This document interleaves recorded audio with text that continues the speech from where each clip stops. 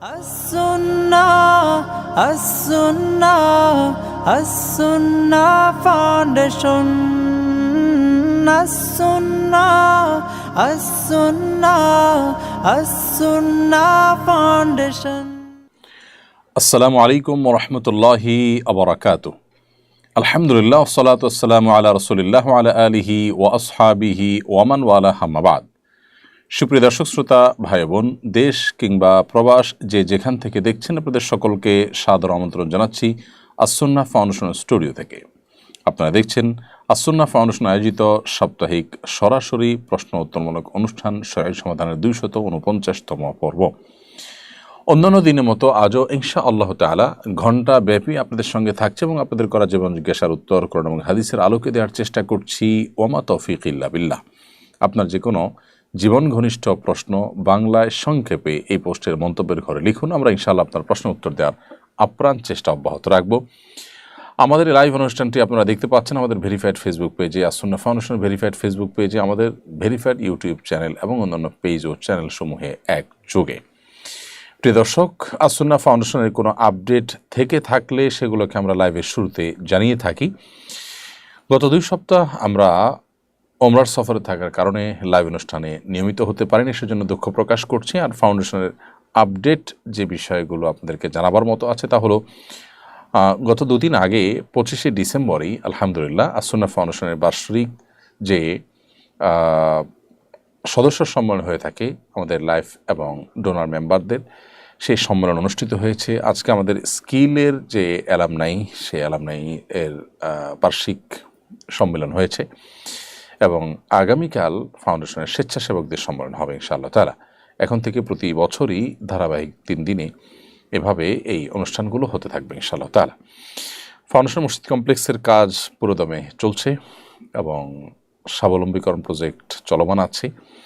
সেই সাথে আমাদের স্কিল ডেভেলপমেন্ট ইনস্টিটিউটের যে নতুন বিভাগগুলো চালু হওয়ার কথা, সেগুলো চালু হওয়ার পথে আমরা অগ্রসর হয়ে যাচ্ছি। শীঘ্রই সেগুলোর চালু হওয়ার ঘোষণা আমরা দিতে পারবো ইনশাআল্লাহ তাআলা। এদিকে বন্যা পরবর্তী পুনর্বাসন কার্যক্রমের অংশ হিসাবে 30 কোটি টাকা ক্ষুদ্র ব্যবসায়ী, কৃষক, বিভিন্ন পর্যায়ের যারা ক্ষতিগ্রস্ত হয়েছেন তাদেরকে মোবাইল ব্যাংকিংয়ের মাধ্যমে এই টাকা তাদের কাছে পাঠানো কমপ্লিট হয়েছে। সে বিষয়ে আমাদের পেজে পোস্টও গেছে। যেটা আমাদের ওয়াদা ছিল তা পূর্ণ হয়ে গেছে আলহামদুলিল্লাহ। এর পাশাপাশি আমরা ফাউন্ডেশনের তরফ থেকে 1500 ঘর নির্মাণ করে দেওয়ার যে কাজ পুনর্বাসনের অংশ হিসেবে, সেটি চলমান আছে। কয়েক মাস সময় লাগবে সেটি সমাপ্ত হতে। চলুন তাহলে আর দেরি না করে যে সমস্ত প্রশ্ন আমাদের কাছে চলে এসেছে ইতিমধ্যে, সেগুলোর উত্তর দেওয়ার পালা আমরা প্রবেশ করি। প্রথমে আমি দেখতে পাচ্ছি, বাংলাদেশ ফার্মেসি কাউন্সিলের নিয়ম অনুযায়ী এমবিবিএস ডাক্তারের প্রেসক্রিপশন ছাড়া ফার্মেসি দোকানদাররা অ্যান্টিবায়োটিক ওষুধ বিক্রি করতে পারবে না, কারণ এটি জনস্বাস্থ্যের জন্য হুমকিস্বরূপ। তা সত্ত্বেও যারা প্রেসক্রিপশন ছাড়া অ্যান্টিবায়োটিক বিক্রি করেন তাদের ইনকাম হালাল হবে কিনা? ইনকাম হালাল হয়ে যাবে, কিন্তু কাজটা অনুচিত হবে। শরীয়তের দৃষ্টিকোণ থেকে একটি ছোট গুনাহ হবে, কারণ আপনি যে কাজটি করছেন সেটি অনুমোদিত নয়, অথচ আপনি অনুমোদনের বাইরে কিছু করবেন না মর্মে সংকল্পবদ্ধ হয়েই আপনি ব্যবসা প্রতিষ্ঠান শুরু করেছেন। তাহলে আপনার কথা রক্ষা হল না। সেক্ষেত্রে শুধু ছোট গুনাহ নয়, কবিরা গুনার দিকেও যেতে পারে। আবার যদি এটি সত্যি কারো স্বাস্থ্যের জন্য হুমকির হয়, কারো বিপদের কারণ হয়, তাহলে সেটি আলাদা গুনাহের কারণ। কিন্তু এর ফলশ্রুতিতে আপনার উপার্জন হারাম হবে না। উপার্জন হারাম হওয়ার জন্য সুনির্দিষ্ট ক্রাইটেরিয়া আছে, মানদণ্ড আছে, তার ভিত্তিতে উপার্জন হারাম হবে। আপনি যদি কারোর জিনিস চুরি করেন, ডাকাতি করেন, কোরআন হাদিসের সরাসরি নিষিদ্ধ কোনো কিছু করেন, তাহলে সেক্ষেত্রে সেটি হারাম উপার্জন হিসেবে বিবেচিত হবে। উপার্জন হালাল, কিন্তু এই হালাল উপার্জন করতে গিয়ে আপনি যদি রাষ্ট্রের কোনো আইন বা কোনো নিয়মকে লঙ্ঘন করেন, তো শরীয়তের দৃষ্টিকোণ থেকে সেটাও নিষিদ্ধ। তবে সেটার নিষিদ্ধের যে মাত্রা, সেখানে হেরফের আছে। অর্থাৎ আল্লাহ সুবহানাহু ওয়া তাআলা সরাসরি নিষেধ করেছেন, সেই নিষেধাজ্ঞা অমান্য করা, আর রাষ্ট্র মানুষের কল্যাণে যে আইন করেছে, নিয়ম করেছে, যেটার সাথে কোরআন সুন্নাহর কোনো সংঘর্ষ নাই, সেটা লঙ্ঘন করা মাত্রা এক নয়। তবে এটি অপরাধ এবং গুনাহ অবশ্যই। একজন মুসলমান সেটি করতে পারেন না। ভালো মুসলমান হতে গেলে তিনি অবশ্যই এই সমস্ত অন্যায় থেকেও তাকে বেঁচে থাকতে হবে।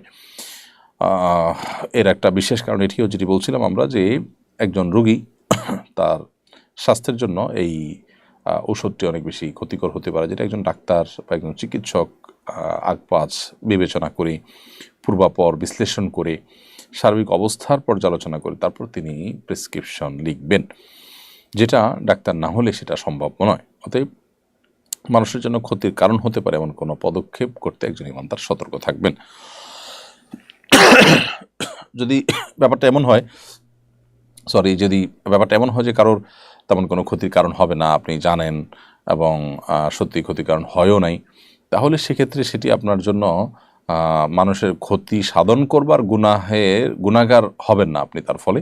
কিন্তু এরপরও আপনি নিয়ম ভঙ্গন করেছেন, যে নিয়ম রক্ষা করবেন বলে আপনি প্রতিশ্রুতি দিয়ে ব্যবসা শুরু করেছেন সেটি রক্ষা করতে পারেননি, এসব কারণে কিন্তু এটি গুনাহ থেকে মুক্ত নয়। সিরিয়ায় আসাদ সরকারের পতন মুসলিম বিশ্বের উপর কী ধরনের প্রভাব পড়বে? সিরিয়ার ঘটনাবলীর সঙ্গে অনেকে কিয়ামতের প্রবাসে মিল খুঁজে পান। এবারে আপনার কাছে কোরআন সুন্নাহর আলোকে জানতে চাই। একটি দল, একটি গ্রুপ অফ পিপল, তারা তৎকালীন যে শাম তথা বৃহত্তর সিরিয়া এ অঞ্চলে যারা লড়াইরত থাকবে আল্লাহের রাহে, সেই মানুষগুলো কারা? সিরিয়ার যে বাহিনী লড়াই করেছে, আসাদ সরকারকে পতন ঘটিয়েছে, তারাই কি সে বাহিনী? হতে পারে। সে বাহিনীর পার্ট তারা হতে পারে, সে বাহিনী হতে পারে, তারা নাও হতে পারে। কিয়ামতের আলামত সংশ্লিষ্ট হাদিসগুলোকে ফিটিং করা এটা খুবই জটিল একটি কাজ। কিয়ামতের আলামত সম্পর্কিত হাদিসগুলোর একটা মূলনীতি আছে, উসুল আছে, সেটা হলো এই হাদিসগুলোর ফিটিং আমরা করতে যাব না। অর্থাৎ কোনো একটা ঘটনা হাদিসে আসছে যে কিয়ামতের আগে এটা ঘটবে, কোনো একটা ঘটনা হলো সুনির্দিষ্ট, আমি বললাম এটাই সেটা ঘটনা, এটাই যে সেটা আমি নিশ্চিত না, হতে পারে অন্য কোনোটা, হতে তার আগে ঘটেছে, হতে আরও পরে ঘটবে। হ্যাঁ, এ বিষয়ে যদি পণ্ডিত বিশেষজ্ঞ ওলামা ইকরাম পূর্বাপর বিশ্লেষণ করে মন্তব্য করেন সেটা ভিন্ন বিষয়। আমরা সাধারণ মানুষ মন্তব্য করা কঠিন এক্ষেত্রে, কারণ সেটি ভুল হওয়ার সম্ভাবনা থাকে জোরালো। এই জন্য এই ঘটনার সাথে কিয়ামতের আলামতের সম্পর্কিত নবী সাল্লাল্লাহু আলাইহি ওয়াসাল্লামের যে ভবিষ্যৎবাণীগুলো রয়েছে তার মিল আছে। তো এই মিল খোঁজাটা দর্শনীয় নয়, তবে এ ব্যাপারে বিদগ্ধ এবং সারা বিশ্বের সিনিয়র যে ওলামা ইকরাম আছেন তাদের মন্তব্যগুলো হলো সবচেয়ে গুরুত্বপূর্ণ। তো এই বিষয়ে আমার জানা মতে বিশ্বের কোনো বড় ওলামা ইকরাম কেউই কিন্তু এটাকে আমরা অনেকে যেভাবে মেলাচ্ছি এভাবে তারা মিলাননি। হ্যাঁ, পূর্বাভাসের অংশ এটা হতে পারে, ব্যাপারটা এরকম অনেকটা। আর আসাদ সরকারের পতন এটি সন্দেহাতীতভাবে একটি জুলুমের পতন, অনেক বড় একটা নির্যাতনের ইতিহাসের পতন। বিধায় মুসলিম বিশ্বের যে সমস্ত শাসকরা তারা জুলুম করেন প্রজাদের উপর, তাদের জন্য এখানে বার্তা রয়েছে, তারা এখনও সতর্ক হওয়ার সময় রয়েছে, তাদের ফিরে আসার সুযোগ রয়েছে। আবার একইভাবে একজন জালিম বা একজন অত্যাচারী তার যে পতন হয় দুদিন আগে আর পরে,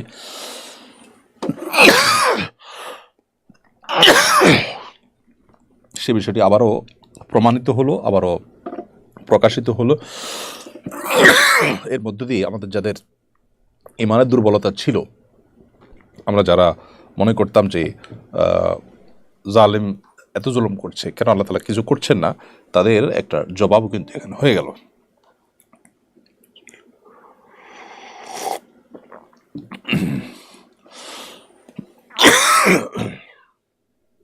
সম্প্রতি সচিবালয়ে আগুন লেগেছে, এতে অনেক ক্ষয়ক্ষতি হয়েছে। অগ্নিকাণ্ড থেকে সুরক্ষার বিষয়ে ইসলামের কোনো নির্দেশনা আছে কিনা? অগ্নিকাণ্ড থেকে সুরক্ষার জন্য নবী সাল্লাল্লাহু আলাইহি সাল্লামের দোয়া, শেখানো দোয়া রয়েছে, বিশেষ করে অগ্নিকাণ্ডে নিহত হওয়া থেকে, বরং আকস্মিক মৃত্যু থেকে নবী সাল্লাল্লাহু আলাইহি সাল্লামের শেখানো দোয়া আছে, সেটি আমরা পড়তে পারি, যেখানে আল্লাহ তাআলার কাছে পানা চাওয়া হয়েছে যে আমরা যেন উপর থেকে পড়ে যাওয়া, আগুনে পুড়ে মরা, পানিতে ডুবে মরা, আকস্মিক মৃত্যু থেকে আল্লাহর কাছে পানা চাই। এর পাশাপাশি এই জাতীয় ঘটনা পরিকল্পিতভাবে ঘটানোর যে আশঙ্কা সবাই করছেন, চতুর্দিক থেকে শোনা যাচ্ছে গুঞ্জন, সেটিকেও উড়িয়ে দেওয়া যায় না। সেজন্য দোয়ার পাশাপাশি সতর্কতামূলক ব্যবস্থা গ্রহণ সেটা খুবই গুরুত্বপূর্ণ একটি বিষয় এবং কাম্য। বিধায় সে বিষয়টিও সংশ্লিষ্টরা গ্রহণ করবেন বলে আমরা আশা করি। কৃষিকাজে অনেকে অতিরিক্ত কীটনাশক ব্যবহার করেন, যা মাটি ও পরিবেশের জন্য মারাত্মক হুমকির। এক্ষেত্রে মাটি ও পরিবেশের ক্ষতি করার কারণে কি গুনাহ হবে? অবশ্যই গুনাহ হবে। গুনাহের মাত্রা কম বা বেশি হতে পারে, কিন্তু যেই কোনো ক্ষতি মানুষের জন্য, পরিবেশের জন্য, পোকামাকড়ের জন্য যে কোনো ক্ষতির কারণ কেউ হবে, অবশ্যই তার ফলশ্রুতিতে তিনি গুনাহগার হবেন।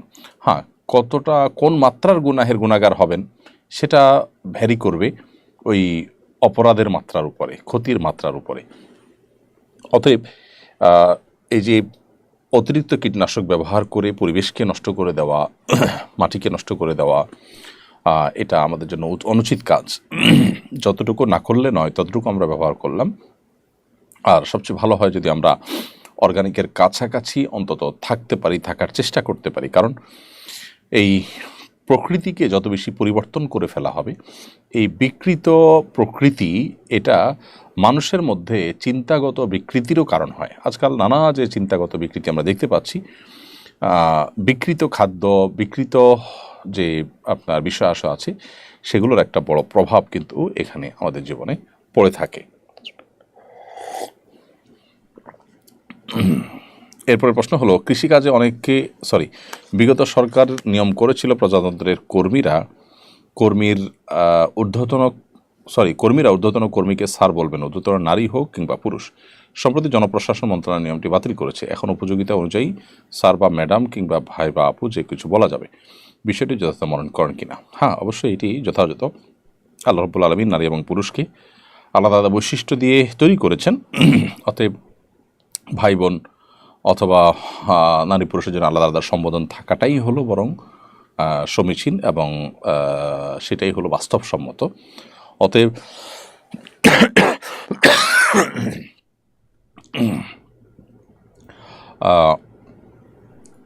এই পার্থক্য রাখার যে প্রচলনটা, সেটাই অধিকতর আমার কাছে যুক্তিযুক্ত মনে হয়। আল্লাহু আ'লাম বিসওয়াব।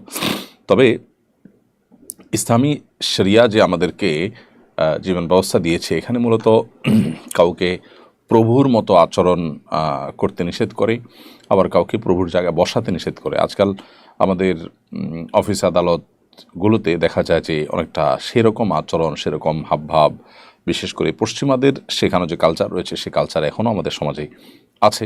সেখানে অনেকখানি এরকম একটি ভাব সেটা নানাভাবে প্রকাশ করা হয়। তো এগুলো ইসলামী শরিয়ার দৃষ্টিকোণ থেকে কোনো প্রশংসনীয় বিষয় নয়। এরপরে প্রশ্ন হলো, কবর থেকে লাশ স্থানান্তরের পর পূর্বের কবরের স্থানে কিছু করা যাবে কিনা? বাড়িঘর তোলা কিংবা কৃষি কাজ করার অনুমোদন আছে কি নেই?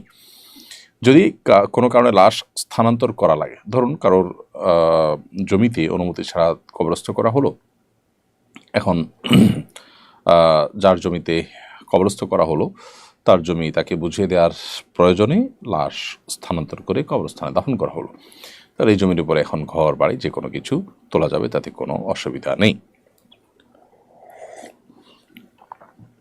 এরপরে প্রশ্ন করেছেন নীলুফার জাহান চৌধুরী। আপনি লিখেছেন, আমি হজে যেতে চাই, ছেলেকে সাথে নিয়ে যেতে চাইছি। আমার হাজব্যান্ড আগে হজ করেছেন, এখন বলছেন তাকে না নিয়ে গেলে আমার হজ হবে না, এই জন্য তাকে টাকা দিয়ে হজে নিয়ে যেতে হবে, না হলে আমি দোজখে যাব। আমার করণীয় কি? বোন নীলুফার, আপনার স্বামীর এই কথা সঠিক নয় যে তাকে না নিয়ে গেলে আপনি জাহান্নামে যাবেন বা দোজখে যাবেন, এটা সঠিক নয়। কারণ হলো, আপনার উপরে যে হজ ফরজ হয়েছে, সেই ফরজ হজ আদায়ের জন্য যে কোনো মাহরাম সাথে রাখলেই হবে। আপনার ছেলে যদি মাহরাম হিসাবে চলে যান, তাহলে সেক্ষেত্রে সেটা কিন্তু যথেষ্ট। এর পাশাপাশি আপনার হাজব্যান্ড তিনি যদি সাথে যান, তাতেও কিন্তু চলবে। ব্যাপারটা এরকম যে আপনার পুরুষ মাহরাম হিসাবে আপনি যে কাউকে নিতে পারেন, কাকে সাথে নেবেন সেটা একান্ত আপনার ব্যাপার। ছেলে হোক স্বামী হোক, দুজনে যেহেতু পুরুষ মাহরাম, সো যে কোনো একজনকে আপনি সাথে নিয়ে গেলেই কিন্তু আপনার হজ আদায় হয়ে যাবে। স্বামীকেই নিতে হবে, না হলে আপনার হজ হবে না, এ কথা সঠিক নয়। আপনার স্বামী এরকম কথা বলে থাকলে সেটি ভুল কথা এবং ভুল বক্তব্য তার। এরপরে প্রশ্ন হলো এমডি সাগর আহমদ আপনি লিখেছেন, পাপ মুক্ত থাকবো কিভাবে? অন্তরকে পরিষ্কার উপায়গুলো বলবেন। ভাই সাগর আহমদ, পাপ মুক্ত থাকার প্রচেষ্টা আপনার মধ্যে আছে, এটি দেখে আপনাকে আমি সাধুবাদ জানাচ্ছি। সেই সাথে বলবো, পাপমুক্ত থাকার জন্য আসলে পরিপূর্ণ পাপমুক্ত থাকা তো সম্ভব নয়, কিন্তু পাপমুক্ত থাকার চেষ্টা তো আমাদের করতে হবে। আর সেই চেষ্টার অংশ হিসাবে যে কাজটি আমাদের করা দরকার, সেটি হলো আমরা বেশি বেশি করে আল্লাহ রাব্বুল আলামিনের কাছে গুনাহ থেকে মুক্ত থাকতে পারার তৌফিক কামনা করব, দোয়া করব। আল্লাহ যেন আমাদেরকে হেদায়েতের উপর রাখেন, আমরা যেন গুনাহ থেকে মুক্ত থাকি। যেমন আল্লাহুম্মা আতি নাফসি তাকওয়াহা ওয়া যাক্কিহা ওয়া আনতা খায়রু মান যাক্কাহা, এটি নবী সাল্লাল্লাহু আলাইহি ওয়াসাল্লামের শেখানো একটি দোয়া। যার অর্থ হলো, হে আল্লাহ, আপনি আমার অন্তরে তাকওয়া দান করুন এবং আমার অন্তরকে পরিচ্ছন্ন করুন, কারণ আপনি সর্বোচ্চ অন্তরকে সবচেয়ে ভালোভাবে পরিচ্ছন্নকারী। তো এখানে অন্তর পরিষ্কার করার উপায়ও জানলাম, আবার গুনাহ থেকে বাঁচার উপায়ও জানলাম, অর্থাৎ আল্লাহ সুবহানাহু ওয়া তাআলার কাছে দোয়া করা। এই দোয়ার বাইরেও আরও বিভিন্ন রকমের দোয়া আছে, আল্লাহ সুবহানাহু ওয়া তাআলাকে সেগুলো আমরা নিবেদন করতে পারি। যেমন আল্লাহুম্মা তাহহির কলবি মিনান নিফাক, হে আল্লাহ, আপনি আমার অন্তরকে কপটতা থেকে পবিত্র করে দিন। ও আমালে মিনার রিয়া, আমার কাজকাম, আমার আমল, ভালো কাজ, এগুলোকে লৌকিকতা থেকে আপনি বাঁচিয়ে রাখুন। এভাবে নবী সাল্লাল্লাহু আলাইহি ওয়াসাল্লাম আরও বিভিন্ন দোয়া হাদিস বর্ণিত বিভিন্ন হাদিসে, সেগুলো আমরা আল্লাহ সুবহানাহু ওয়া তাআলার কাছে পেশ করতে পারি অন্তরকে পরিচ্ছন্ন রাখবার জন্য এবং নিজেকে গুনাহমুক্ত রাখবার জন্য। নিজেকে গুনাহমুক্ত রাখার জন্য আরেকটি স্টেপ হলো গুনাহের পরিবেশ থেকে দূরে সরা। আপনি যখন গুনাহের পরিবেশ থেকে নিজেকে সরিয়ে রাখবেন, অনেক দূরে রাখবেন, গুনাহের পরিবেশগুলোকে অ্যাভয়েড করে চলবেন, যেখানে গেলে আপনার গুনাহ হয়, যে পরিবেশে গেলে ইমান আমল রিস্কের মধ্যে পড়ে যায়, সেখান থেকে দূরে সরবেন, তখন ইনশাআল্লাহ আল্লাহ সুবহানাহু ওয়া তাআলার কাছে এর জন্য আপনি আজর পাবেন এবং আল্লাহ আপনাকে গুনাহমুক্ত রাখবেন।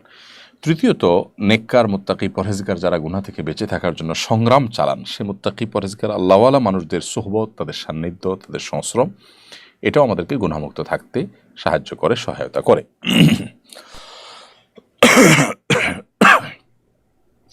শামীম আহনাফ আপনি লিখেছেন, আসছে 31st নাইট, সে বিষয়ে আমাদের করণীয় কি এবং আমরা কিভাবে এ অনাচার থেকে রক্ষা পাব? ভাই শামীম আহনাফ, 31st নাইট এটির সূচনা বা একেবারে শুরু হয়েছিল অগ্নিপূজক বা পেগানদের কাছ থেকে। ইরান থেকে এটি শুরু এবং তখনকার অগ্নিপূজকরা নৈরোজ বা নওরোজ নামে, নতুন দিন, বছরের প্রথম দিন নামে তারা উৎসব করত। বছরের প্রথম দিন, প্রথম মুহূর্তকে উৎসব করার মধ্য দিয়ে কাটালে সারা বছর ভালো থাকা যায়, এরকম বিশ্বাস তারা ধারণ করত, লালন করত। দুঃখজনক হলেও সত্য যে আধুনিক পৃথিবীতে বিজ্ঞান মনস্ক দাবিদার মানুষেরা সেই কাজটাই এখন করছেন, অর্থাৎ বছরের প্রথম প্রহরকে তারা আনন্দ ফুর্তি করে, হাসি তামাশা করে, চিৎকার চেঁচামেচি করে, বিনোদনের মাধ্যমে তারা এটাকে কাটাবার চেষ্টা করেন। কেন? তারা আশা করেন যে এর মাধ্যমে তারা সারা বছর হয়তো ভালো থাকতে পারবেন।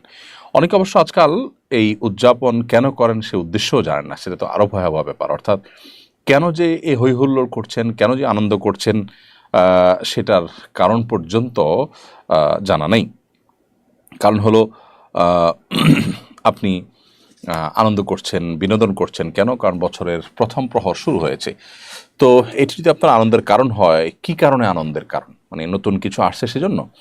তাই যদি হয়, তার নতুন ভোর, নতুন সকালও তো আসে আপনার জীবনে, নতুন মাসও তো আসে, কই তখন তো আপনি আনন্দিত হন না। আর সবচেয়ে বড় কথা হলো, যেই মুহূর্তে একটি নতুন বছরকে আপনি আলিঙ্গন করলেন, অভ্যর্থনা জানালেন, সেটা যদি আনন্দের কারণ হয়, তো ঠিক তার আগের মুহূর্তেই তো একটি বছরের বিদায় হয়ে গেল। তো বছরের আগমন যদি, নতুন বছরের শুরু হওয়া যদি আনন্দের কারণ হয়, তাহলে বছরের সমাপ্তি কি বেদনার কারণ হবে না? তার জন্য কি আপনি বেদনাহত হয়েছেন কখনো? তো এই বিষয়টি আমাদের খুব ভালো করে রপ্ত করতে হবে, বুঝতে হবে যে এটি একটি অযৌক্তিক, হাস্যকর একটি কাজ। যারা নিজেদেরকে বিজ্ঞান মনস্ক দাবি করছেন, এই যুগে এসে তারা এই 31st নাইট উদযাপন করছেন, হৈহুল্লোড় করছেন, বছরের প্রথম প্রহরকে ভালোভাবে উদযাপন করে সারা বছর থাকার চেষ্টা করছেন, অথবা উদ্দেশ্যহীনভাবে এই ফুর্তি করছেন, সেই মানুষগুলো তাদের বিবেককে জিজ্ঞাসা করা উচিত, তারা কেন এই কাজটি করছেন, এর পেছনে কী যৌক্তিকতা আছে, এর পেছনে কী তাদের সার্থকতা আছে। এটি অন্য ধর্মাবলম্বী অগ্নিপূজকদের থেকে শুরু হলেও পরবর্তীতে খ্রিস্টানরা এটিকে খুব ভালো করে ধারণ করেছে। দুর্ভাগ্যজনক বিষয় হলো, এদেশের মানুষের, এই মাটির এবং এদেশের মানুষের যত রকমের কালচার আছে, ধর্মভিত্তিক কালচার, অঞ্চলভিত্তিক কালচার, তার কোনোটির সাথে 31st নাইটের কোনো সম্পর্ক নেই, অথচ এটি আমাদের দেশে চাপিয়ে দেওয়া হচ্ছে। এটির ফলে মায়ের কোলের শিশু আতশবাজির বিকট আওয়াজে মারা যাওয়ার ঘটনা ঘটেছে, আমরা জানি, এবং সেটি আদালত পর্যন্ত গেছে। এবং সেই সাথে একজন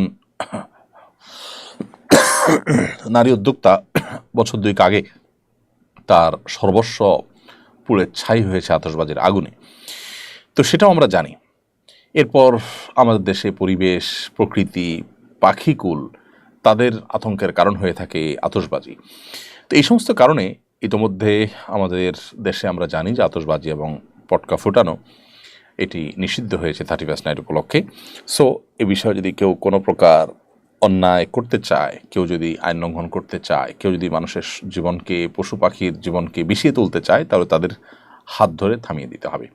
সবাই সমাজে উদ্যোগ নিতে হবে এই ধরনের কর্মকাণ্ড যেন কেউ ঘটাতে না পারে। তাহলে ইনশাআল্লাহ এই পরিস্থিতি থেকে আমরা হয়তো রক্ষা পাবো। আমাদের দেশে একটা শ্রেণী মানুষ তারা বাহির থেকে বিভিন্ন কালচারকে তারা আমদানি করে দেশে পুশ করার চেষ্টা করেন। বিশেষ করে এক শ্রেণীর মিডিয়া আছেন, এক শ্রেণীর সুশীল সমাজ আছেন যারা বাহিরের বিভিন্ন এজেন্ডা বাস্তবায়ন করার চেষ্টা করেন। তারা আমাদের দেশের উপর কালচারাল আক্রমণ বা সাংস্কৃতিক আগ্রাসন তারা চালানোর জন্য হাতিয়ার হিসেবে ব্যবহৃত হচ্ছেন। সেই মানুষগুলোর উপর আমাদের সতর্ক থাকতে হবে, সচেতন থাকতে হবে এবং আমাদের দেশের উপরে চালানো যে আপনার কালচারাল যে অ্যাটাক বা সাংস্কৃতিক যে আক্রমণ এটাকে প্রতিহত করার চেষ্টা আমাদের করতে হবে। এই সমস্ত মিডিয়াগুলো এই বিজাতীয় সংস্কৃতিগুলোকে আমাদের দেশে গেলানোর চেষ্টা করছে নানাভাবে। অনেক প্রতিষ্ঠান বিভিন্ন প্যাকেজ বিক্রি করে, প্যাকেজ কেনার পর দেখা যায় এক কোণে ছোট্ট করে লেখা শর্ত প্রযোজ্য। এই ছোট্ট করে লেখার কারণে গ্রাহক বিভ্রান্ত হয়, অনেকে ঠকেন। কোম্পানিগুলো এর চালাকি করা জায়েজ আছে কিনা? প্রথমত যে কোনো প্যাকেজেই শর্ত থাকতে পারে। সেটা মোবাইল ফোন কোম্পানি যে প্যাকেজগুলো সেল করে সেটা হতে পারে, বা অন্য কোনো কোম্পানির কোনো পণ্য হতে পারে। প্যাকেজ হোক বা কোনো পণ্য হোক, এটা বিক্রির ক্ষেত্রে, বিশেষ করে প্যাকেজের ক্ষেত্রে যে শর্ত দেওয়া হয়ে থাকে, আমি মোবাইল ফোন কোম্পানির প্যাকেজগুলোর কথা বলছি, সেখানে যে শর্ত তো দেওয়া হয়ে থাকে এটা অস্বাভাবিক নয়। কিন্তু শর্তটাকে ছোট্ট করে এমনভাবে এত দূরে লেখা যে ওটা কারোর নজরে পড়ল না। পরবর্তীতে তিনি শর্ত আছে দেখে বিভ্রান্ত হলেন এবং শর্ত থাকার কারণে তিনি সুবিধা থেকে বঞ্চিত হলেন। তাহলে এরকম করাটা তো প্রতারণা। ইচ্ছাকৃতভাবে এই ধরনের শর্ত প্রযোজ্য লেখাটাকে হাইড করা, দূরে রাখা, ছোট্ট করে দেওয়া, এগুলো প্রতারণার অংশ।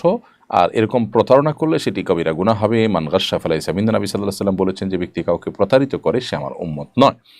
অতএব একজন মুসলমান কখনো এই ধরনের প্রতারণা করবেন না। তিনি প্রতারণা থেকে নিজেকে বাঁচাবেন, অন্যদেরকে বাঁচাবেন এবং সতর্ক থাকবেন।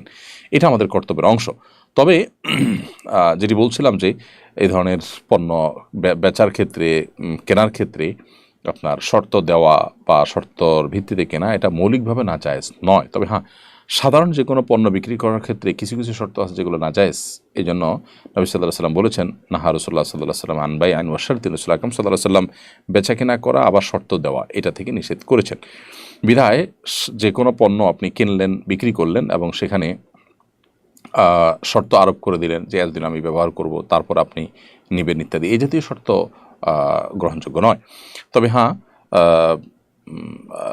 এই যে মোবাইল ফোন কোম্পানিগুলো যে প্যাকেজ দেওয়া হয়ে থাকে বা অন্য আরও যে সমস্ত শর্তগুলো, এই সমস্ত প্যাকেজে যে শর্ত দেওয়া থাকে বা অন্য আরও যে সমস্ত কেনাবেচাতে শর্ত দেওয়া থাকে, যে শর্তগুলোতে বেচা কেনার মৌলিক যে প্রিন্সিপাল আছে সেই প্রিন্সিপালগুলোর কোনোটিকে কোনো ক্ষতিগ্রস্ত করে না, এরকম যদি হয় তাহলে সেটা ঠিক আছে, সেই শর্ত গ্রহণযোগ্য হয়। মোদ্দা কথা হলো, গোপনে বা ছোট্ট করে শর্ত প্রযোজ্য লেখাটা এটা কখনো কখনো প্রতারণার শামিল এবং এর ফলশ্রুতিতে একজন মানুষ তিনি শর্ত প্রযোজ্য লিখেও শর্তকে হাইড করার কারণে তিনি গুনাহগার হবেন।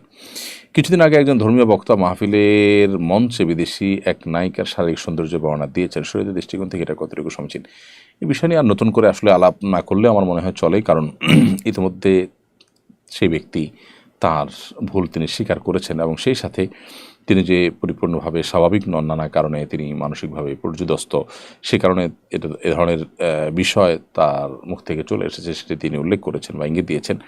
অতএব এটা নিয়ে আমরা মনে হয় আলোচনা না করলেও চলে বা এটাকে আমরা ক্ষান্ত দিতে পারি। সেই সাথে তিনি সহ অন্যান্য বক্তা ভাইয়েরা, ওলামা ইকরাম যারা আছেন তাদেরকে আমরা বলতে চাই যে এত বেশি প্রোগ্রাম আমাদের করা উচিত নয়, যে প্রোগ্রামগুলো আসলে আমাদের অনেক বেশি প্রস্তুতি নিয়ে যথেষ্ট শারীরিক এবং মানসিক রিফ্রেশমেন্ট এর সাথে করার সুযোগ হয় না। সে ধরনের প্রোগ্রামগুলো আমাদের যথাসম্ভব কমে দেওয়া উচিত। অর্থাৎ প্রোগ্রামের পরিমাণ বাড়ালাম কিন্তু মান কমে গেল, আমরা ভাবার সুযোগ পেলাম না, পড়ালেখা করার সুযোগ পেলাম না, মানসিকভাবে প্রেশার থেকে একের পর এক প্রোগ্রাম করলাম, এটা করা উচিত নয়। তাহলে এরকম ভুলভাল কথা বের হবে যার মাধ্যমে উম্মাদ বিভ্রান্ত হতে পারে, ক্ষতিগ্রস্ত হতে পারে। এমডি শিহাব লিখেছেন, আমি সূচিবায়ুর রোগে আক্রান্ত। আমি যখন বই ধরি তখন আমার মনে হয় আমার হাতে ধুলো ময়লা থাকার কারণে বই আমাকে বদদোয়া দিবে। আমার প্রশ্ন হলো, বই কি আসলে দোয়া করতে পারে না? বইয়ের কোনো দোয়া বা দোয়া নেই। আপনার এই সূচিবায়ুটার কোনো মানে নাই, বা এটাকে পাত্তা দেওয়ার কোনো কারণ থাকতে পারে না। বই আপনাকে কখনো দোয়া বা বদদোয়া দিতে পারে না। সূচিবায়ুর এই রোগটা থেকে মুক্তির জন্য আপনার যে কাজটি করতে হবে তা হলো আপনাকে ইগনোর করতে হবে। ইগনোর হলো এর ঔষধ। যত বেশি আপনি ইগনোর করবেন, যত বেশি আপনি এটাকে আপনি এড়িয়ে চলবেন, তত বেশি আল্লাহ তাআলা আপনাকে মুক্তি নসিব করবেন। এর বাইরে ওয়াসওয়াসার রুকিয়াহ নামে আপনি অনলাইনে বা প্লে স্টোরে বা ইউটিউবে সার্চ দিলে অনেক পাবেন, রুকিয়ার বিভিন্ন ভিডিও পাবেন। সেই রুকিয়ার ভিডিওগুলো যদি আপনি মনোযোগের সাথে শুনেন, শ্রবণ করেন, আশা করা যায় আল্লাহ তাআলা আপনাকে এই রোগ থেকে মুক্তি দান করবেন। এছাড়া ভালো কোনো রাকির শরণাপন্ন আপনি হতে পারেন, মানসিক কোনো ডাক্তার আপনি দেখাতে পারেন। সাইয়েদা বদুর রাশিদ বিডি বি পুরো নামটা বোঝা যাচ্ছে না, বিডুর রাশিদ এরকম কি জানি নামটা। আপনি ইউটিউব চ্যানেল আপনি লিখেছেন, আমাদের একটা ছেলে একটা মেয়ে ছিল, মেয়েটাকে বিয়ে দিয়েছিলাম, জামাই তাকে গলা টিপে মেরে ফেলেছে, ছেলেটা স্ট্রোকে মারা গেছে, আমার ভাই বোন আছে, আমি চাইছি আমার সম্পত্তির কিছু অংশ ভাই বোনকে দিয়ে বাকিটা হিফজ মাদ্রাসা এতিমখানা দিয়ে দিতে, এটা শরীয়ত সম্মত কিনা? বোন সাইদা, আল্লাহ তাআলা আপনার প্রতি রহম করুন। আপনার পরিবারে যে প্যাথেটিক ঘটনার কথা শুনলাম, যে ছেলে মেয়ে দুজনকে আল্লাহ দুনিয়া থেকে নিয়ে গেছেন, এবং ভাই বোন আছে, আপনার স্বামী আছে কিনা সেটা অবশ্য আমরা জানি না। তো এরকম পরিস্থিতিতে আপনি আপনার সম্পদের কিছু অংশ এতিমখানা, মাদ্রাসা বা যেখানে খুশি আপনি সেখানে এখনই দান করে দিতে পারেন, সেটা নিয়ে শরীয়তের কোনো বিধিনিষেধ নেই। তবে কিছু অংশ আপনি রেখে যাওয়া উত্তম, যেটা আপনার মৃত্যুর পর আপনার ওয়ারিস যারা যারা আছেন তাদের মধ্যে ভাগ বন্টন হবে। তবে ভাই বোন তারা যেহেতু ওয়ারিস হন, আপনার স্বামী আছে কিনা আমি জানি না, আপনার স্বামী যদি ওয়ারিস হয়ে থাকে তাহলে তাকে বঞ্চিত করে শুধু ভাই বোনকে দিলেন আর দান করে দিলেন, সেটা জায়েজ হবে না। আর তাছাড়া ওয়ারিস হলে ওয়ারিসদেরকে কিন্তু ওসিয়ত করা যায় না, দান করা যায়। আপনি ভাই বোনরা বেঁচে আছেন বা স্বামী বেঁচে আছেন, তাদেরকে গিফট করলেন, যে কোনো অংশ সম্পদ এটা দিতে পারেন। তাহলে মোদ্দা কথা হলো যে আপনার সম্পদের কিছু অংশ ভাই বোনকে বা স্বামীকে, আপনার ওয়ারিসদেরকে দান করে দিলেন, গিফট করে দিলেন, আর বাকিটা আপনি দান করে দিলেন মসজিদ মাদ্রাসা বা কোনো জায়গায়, এটা জায়েজ আছে, কোনো অসুবিধা নেই। মোহাম্মদ আশিক মডেল আপনি লিখেছেন, সৌদি থেকে বলছি, এখানে ইমামের সূরা ভুল হলে পেছন থেকে মুক্তাদি বলে দেয়, তবুও সেও দেয় না, এতে নামাজ হবে কিনা? সূরার যদি ভুল হয় আর ভুলটা যদি পেছন থেকে কেউ ধরে দেন, তাহলে তার কারণে সিজদায়ে সাহু দিতে হয় না।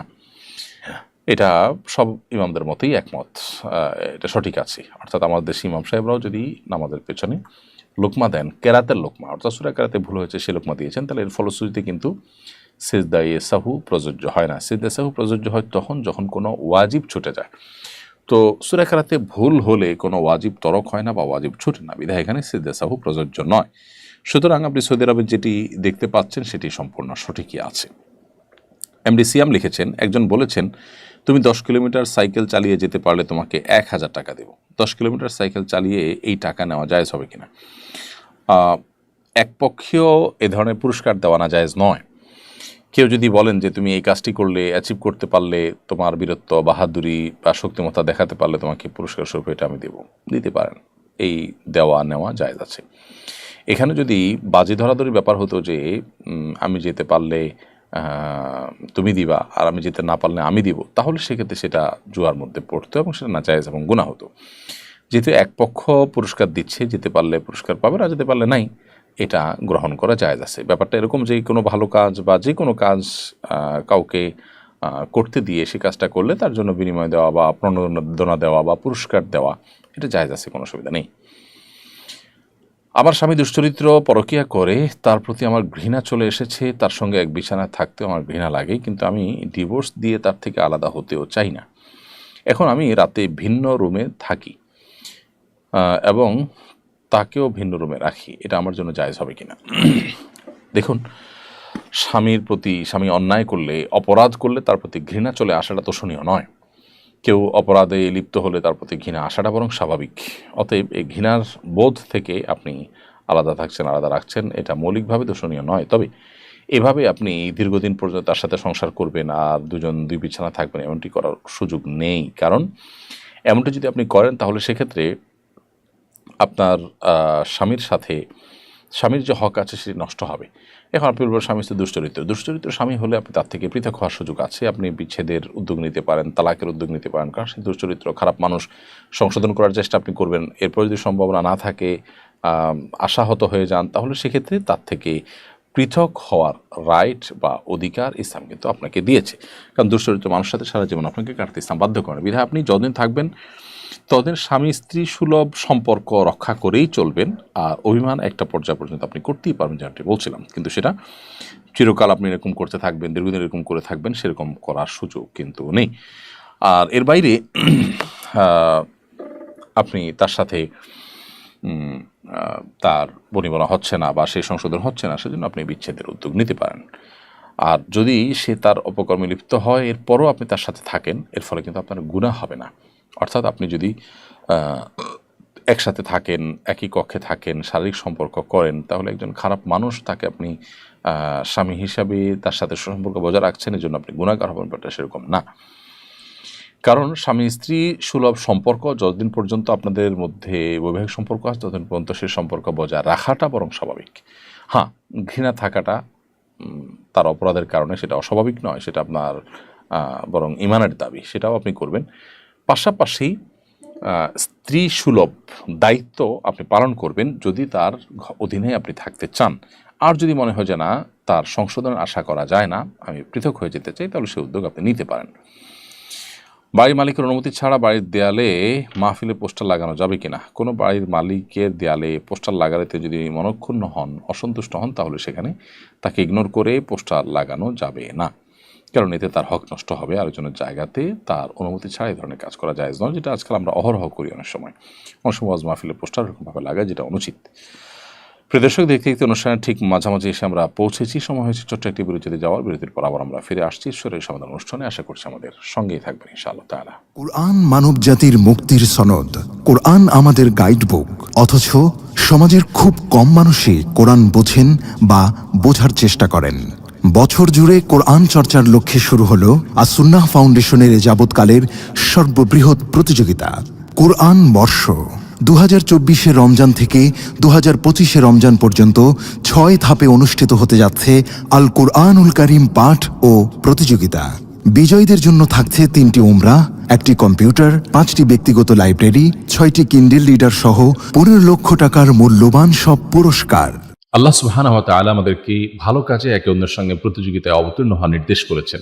সুতরাং আসুন কোরআন চর্চার এই মহা আয়োজনে, কোরআনের এই বিশাল প্রতিযোগিতায় সামিল হয়ে নিজেদেরকে কোরআনের জ্ঞানে সমৃদ্ধ করি, জীবনকে করি কোরআনময়।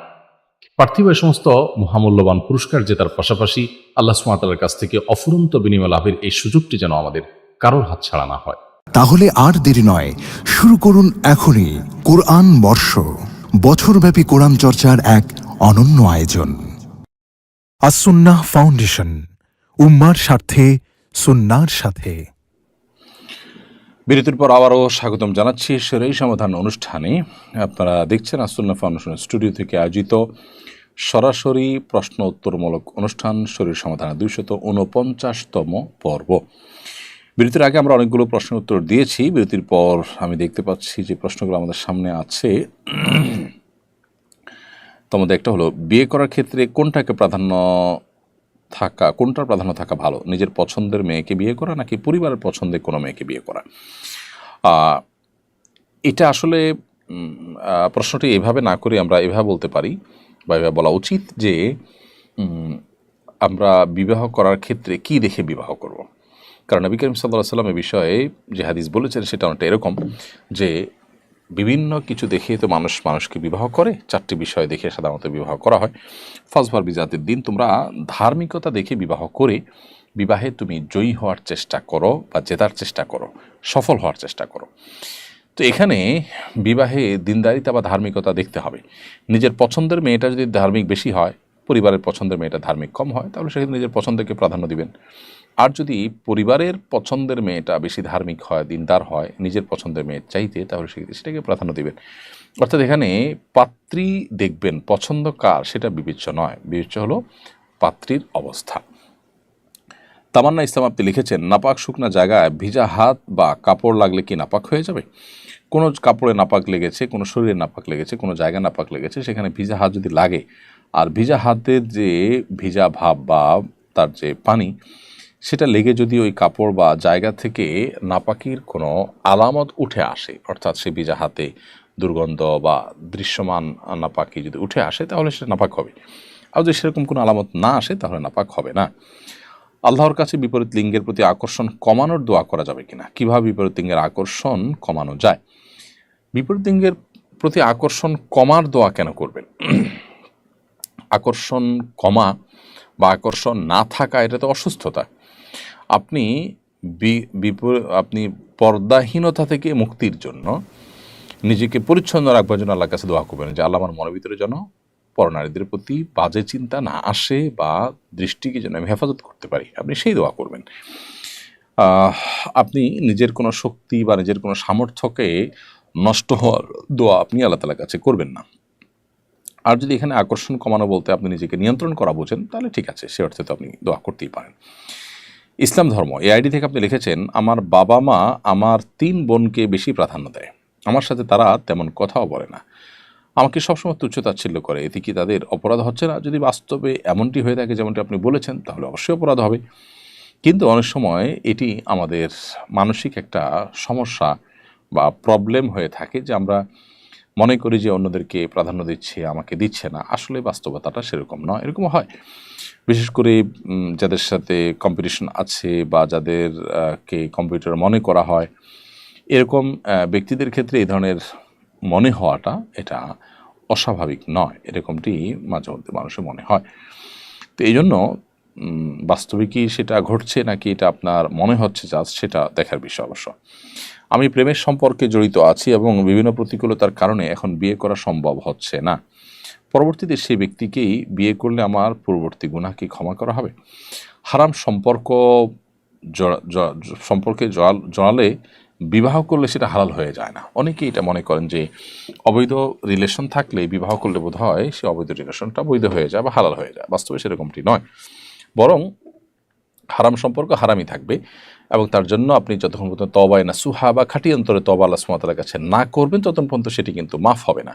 বিয়ে করেছেন কি করেন সেটা দেখার বিষয় নয়। তবে হ্যাঁ, কাউকে বিবাহের প্রলোভন দিয়েছেন, প্রতিশ্রুতি দিয়েছেন, কথা দিয়েছেন কোনো যৌক্তিক কারণ ছাড়া বা স্বার্থের কারণে শুধুমাত্র তাকে আপনি বিবাহ করেননি, তাহলে সেক্ষেত্রে আপনার প্রতিশ্রুতি রক্ষা করলেন না, সে গুনাহগার হলেন। তো এক্ষেত্রে প্রতিশ্রুতি যদি আপনি রক্ষা করেন, তাকে যদি বিবাহ করেন, তাহলে আপনি প্রতিশ্রুতি রক্ষা করলেন, প্রতিশ্রুতি ভঙ্গ করলেন না, জাস্ট এটুকু। কিন্তু ইতিপূর্বে যে হারাম রিলেশন হয়েছে সেটার জন্য আপনাকে আল্লাহর কাছে ইস্তেগফার করতে হবে, তওবা করতে হবে। বিবাহ সেটাকে রিকভার করার জন্য বা আল্লাহর কাছ থেকে গুনাহ মুক্ত করার জন্য, ক্ষমা আদায় করে দেওয়ার জন্য যথেষ্ট হবে না। সুলতান মিয়া, এটি থেকে আপনি লিখেছেন, ছোট ভাইয়ের ইনকামের উপর বড় ভাইয়ের কতটুকু হক আছে? ভাই সুলতান মিয়া, ছোট ভাইয়ের যে উপার্জন, সেই উপার্জনে বড় ভাইয়ের হক থাকবে ততটুকু যতটুকু বড় ভাইয়ের মৌলিক প্রয়োজন পূরণ হওয়ার জন্য প্রয়োজন এবং তার অন্য কোনো উপায় উপার্জন নেই।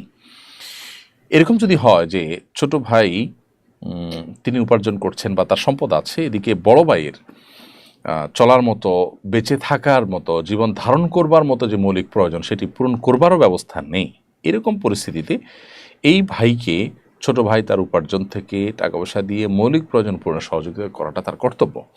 আর যদি বড় ভাই তার মৌলিক প্রয়োজন বেঁচে থাকার জন্য যা দরকার হয়, অন্ন, বস্ত্র, বাসস্থান, একেবারে যা না হলে নয়, সেটা ব্যবস্থা তার আছে, হ্যাঁ, এক্সট্রা বা উপরি বা একটু ভালোভাবে চলার ক্ষেত্রে তিনি ছোটো ভাইয়ের সহযোগিতা প্রত্যাশা করেন, তাহলে এইটা বড় ভাইয়ের প্রাপ্য নয় এবং ছোটো ভাইয়ের কর্তব্য নয়।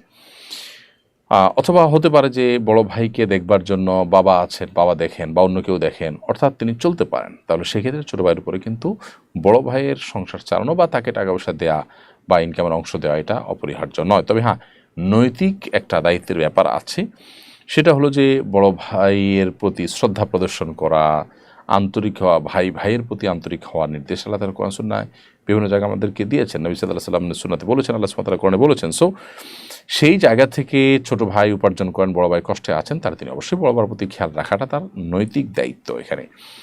তো কষ্টের মাত্রার উপর নির্ভর করবে এই কর্তব্যের মাত্রাটা, অর্থাৎ যদি ভাইয়ের কষ্টটা থাকে সিরিয়াস পর্যায়ে, তাহলে ছোট ভাইয়ের উপরে কর্তব্য হবে সিরিয়াস পর্যায়ে, অর্থাৎ এটা ফরজ ওয়াজিব হয়ে যেতে পারে।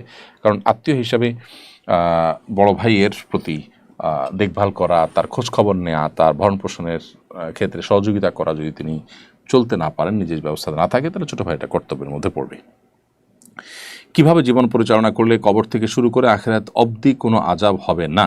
আমি ইতিপূর্বে অনেক পাপ করে ফেলেছি, এখন করণীয় কি? ভাই, এর জন্য আল্লাহ তাআলার কাছে তওবা নাসুহা বা খাঁটি অন্তরে তওবা করতে হবে যে আল্লাহ, আমি যা অপরাধ করেছি জীবনে আর কোনো অপরাধ করব না। আল্লাহ তাআলার কাছে ক্ষমা প্রার্থনা করে আপনাকে ফিরে আসতে হবে, খাঁটি অন্তর থেকে তওবা করতে হবে। তওবা করতে হবে তওবার সকল শর্ত পূরণ করে। এরপর নতুন করে পথ চলা শুরু করতে হবে। আবার যদি কোনো কারণে তওবা ভঙ্গ হয়, আবার তওবা করতে হবে ইনশাআল্লাহ। এভাবে যদি আপনি চলতে পারেন, আল্লাহ সুবহানাহু ওয়া তাআলা আপনাকে রক্ষা করবেন। আল্লাহর আযাব থেকে বাঁচার জন্য আল্লাহর ভয়ে সন্ত্রস্ত হয়ে চোখের পানি ফেলে আল্লাহর কাছে কেঁদে কেটে বিভিন্ন সময় দোয়া করতে হবে।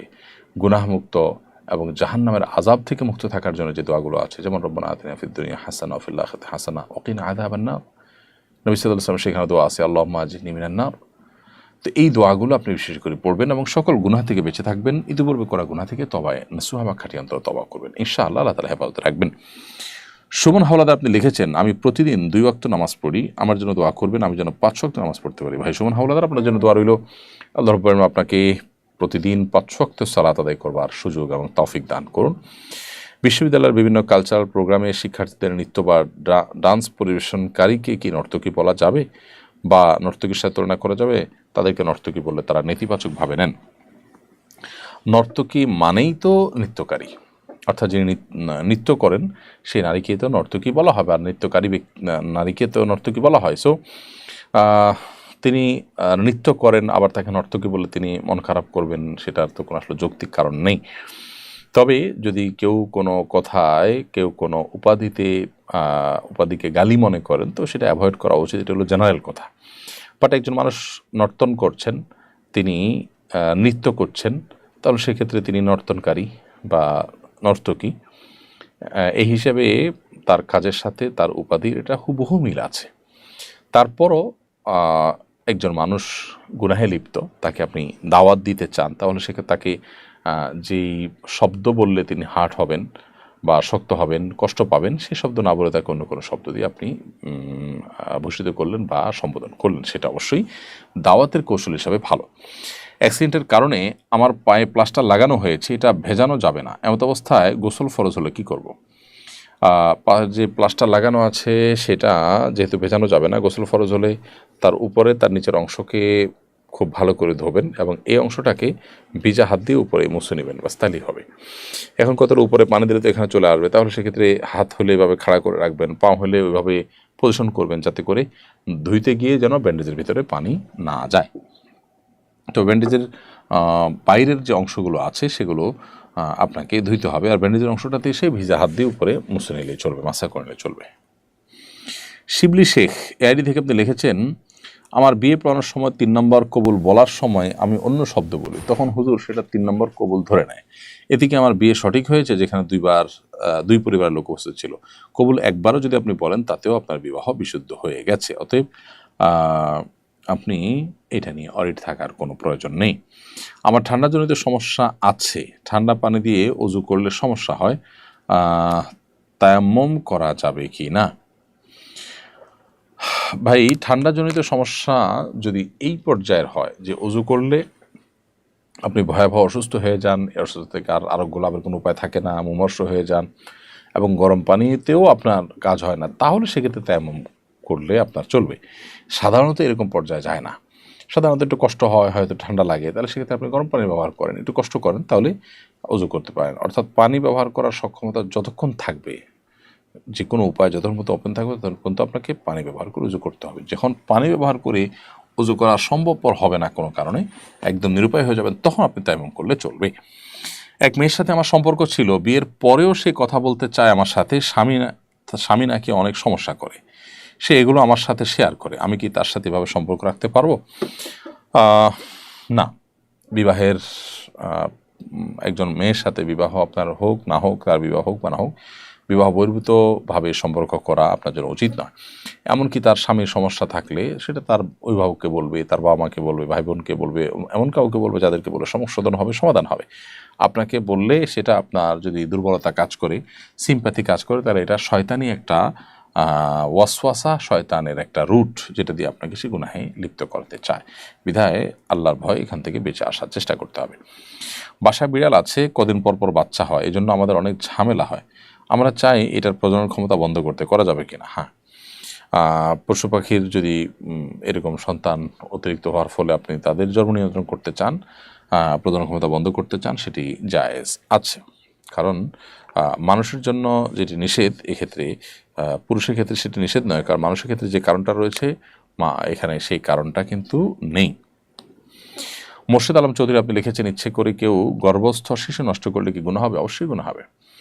গর্ভস্থ শিশু নষ্ট করা আর মানুষ হত্যা করা একই কথা।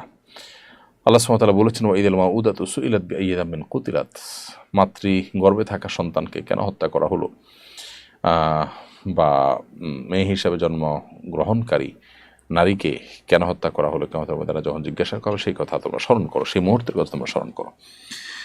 অতএব সন্তান গর্ভস্থ থাকলে তার মধ্যে যদি প্রাণ চলে আসে, হার্টবিট চলে আসে, তারপরে সেই সন্তান নষ্ট করা আর মানুষ হত্যা করা একই কথা।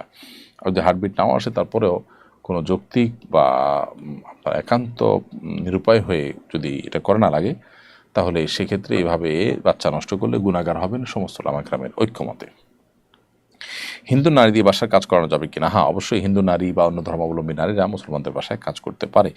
সেক্ষেত্রে অন্যান্য বাসায় মেয়েদের দিয়ে কাজ করাতে হলে শরিয়ার যে শর্তগুলো রয়েছে, বাসার পুরুষরা তাদের নজর হেফাজত করবেন, পর্দা পরিপূর্ণভাবে করবেন, এই বিষয়গুলো যদি মেনটেন করা যায় তাহলে সেটি জায়েজ আছে।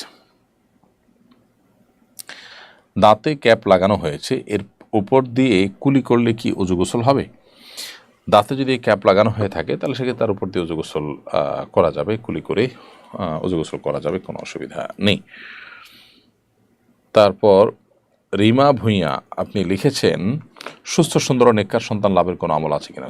সূরা ফুরকান ৭৪ নম্বর আয়াত পড়বেন, প্রসিদ্ধ দোয়া, যে দোয়াতে আল্লাহ তাআলা শিখিয়েছেন আমাদেরকে, রব্বানা হাব লানা মিন আজওয়াজিনা ওয়া যুররিয়াতিনা কুররাতা আয়ুন ওয়াজআলনা লিল মুত্তাকিনা ইমামা।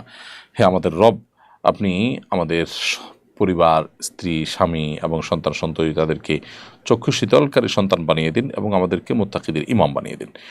তো এই দোয়া আল্লাহ তাআলা সুবহানাহু ওয়া তাআলার কাছে বিশেষ করে নিবেদন করবেন। এটি হলো সন্তান যেন নেক হয় তার জন্য আল্লাহ শেখানো দোয়া, কোরআন বর্ণিত দোয়া, বিধায় এটি করবেন। এছাড়া রব্বি হাবলি মিনাস সালিহিন, হে আল্লাহ আমি নেক সন্তান চাই আপনার কাছে, ইত্যাদি ইত্যাদি। রব্বি হাবলি মিন লাদুনকা যুররিয়াতান তাইয়্যিবা ইন্নাকা সামিউদ দুআ, হে আল্লাহ পবিত্র সন্তান আপনার কাছে আমাকে দান করেন, কারণ আপনি দোয়া শ্রবণকারী। এই জাতীয় দোয়াগুলো কিন্তু নবীর রাসূলদের দোয়া, সন্তান নেক হওয়ার জন্য সেগুলো তো করা যেতেই পারে।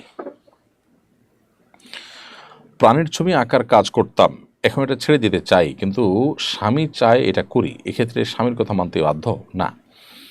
আপনি কোনো গুনাহের কাজ ছাড়ার ক্ষেত্রে স্বামী যদি বাধা দেন, তার সে বাধা শুনতে আপনি বাধ্য হন, তবে বিনয়ের সাথে সম্পর্ক যেন নষ্ট না হয় সেজন্য আপনার অপরাগতার যে কারণটা সেটি বোঝাবার চেষ্টা করবেন, যে আল্লাহ রাব্বুল আলামিনের নিষেধাজ্ঞাকে লঙ্ঘন করাই পৃথিবীর কোনো মানুষের আনুগত্য করবার কোনো সুযোগ নেই, সেই জায়গা থেকে আমি নিরুপায়, এটা আপনি তাকে বোঝাবার চেষ্টা করবেন। আমি শাশুড়ির সাথে ঝগড়া করে তাকে আঘাত করেছি, এতে স্ত্রী তালাক হবে কিনা? প্রথমত, শাশুড়ির সাথে ঝগড়া করে যদি তাকে আঘাত করেন তো সেক্ষেত্রে সেটা গর্হিত কাজ হয়েছে, জঘন্য অন্যায় হয়েছে। যত যাই হোক না কেন, তিনি আপনার মায়ের মতো, বয়সেও আপনার মায়ের মতো, মর্যাদার দিক থেকেও মায়ের মতোই অনেকটা। বিধায় স্বামীর সাথে সুসম্পর্ক রাখবার প্রয়োজন হলেও আপনার স্ত্রীর সাথে সুসম্পর্ক রাখার প্রয়োজন হলেও আপনার শ্বশুর-শাশুড়ির সাথে এই ধরনের আচরণ আপনার দ্বারা মোটেও কাম্য নয়। তাছাড়া তর্কের খাতিরে ঝগড়ার কারণে কাউকে শরীরে আঘাত করা, এটা তো সাধারণভাবেই অবিচার বা অন্যায়, সেটা একটা ভিন্ন বিষয়, কিন্তু এর ফলে আপনার স্ত্রী আপনার সাথে তালাক হয়ে যাবে না বা আপনার থেকে বিচ্ছিন্ন হয়ে যাবে না। এরপর শেখ সাহেব আইডি থেকে আপনি লিখেছেন, অনেক সময় কয়েক মাস বা কয়েক বছর পরও মৃত ব্যক্তির লাশ অক্ষত অবস্থায় পাওয়া যায়, এটা কি সত্য? হতে পারে, সেটার কোনো বৈজ্ঞানিক যৌক্তিক কারণ থাকতে পারে, আবার এটি অলৌকিকতাও থাকতে পারে, কোনো ব্যক্তির কারামত, তার সম্মানার্থে আল্লাহ সুবহানাহু ওয়া তাআলা তার লাশকে হেফাজত করেন, এমনটি হতে পারে।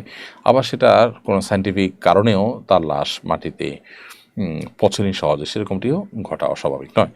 আমি একজন সরকারি হাসপাতালের ডাক্তার, আমাদের ডিউটি টাইম 8টা থেকে 2টা 30 পর্যন্ত, কিন্তু আমি 11টায় যাই, ঊর্ধ্বতন কর্মকর্তারা জানান, তাদের কোনো আপত্তিও নেই, এটা কি আমার জন্য জায়েজ আছে?